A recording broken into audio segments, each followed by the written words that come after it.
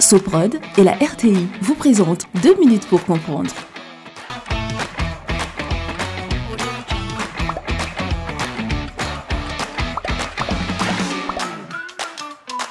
Bonjour, bienvenue dans 2 minutes pour comprendre, votre capsule quotidienne qui vous aide à comprendre comment fonctionne le monde qui nous entoure.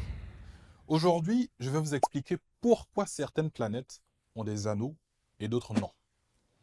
Lorsqu'une planète se forme, elle n'est d'abord rien d'autre qu'un énorme disque de poussière, de roches, de gaz et de glace qui tourne très vite autour de lui-même.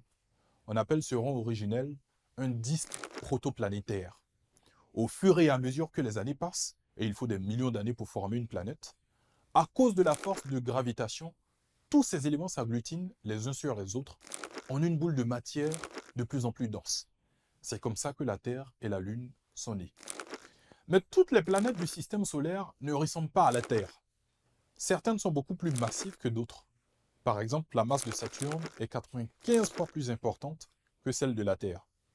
Quand une planète devient trop grosse, la force des marées, qui sont dues à l'interaction entre la planète et ses satellites, devient très importante. Au lieu de rester en orbite autour de la planète, les satellites sont cassés par ces forces et émiettés dans l'espace. Il y a des millions d'années, Saturne possédait peut-être une lune comme la Terre. Ce satellite s'est approché trop près de sa planète et a été brisé en des milliers de morceaux, ce qui a formé ce merveilleux anneau lumineux. Je vous donne rendez-vous demain à la même heure pour un nouveau numéro de 2 minutes pour comprendre. Soprod et la RTI vous ont présenté 2 minutes pour comprendre.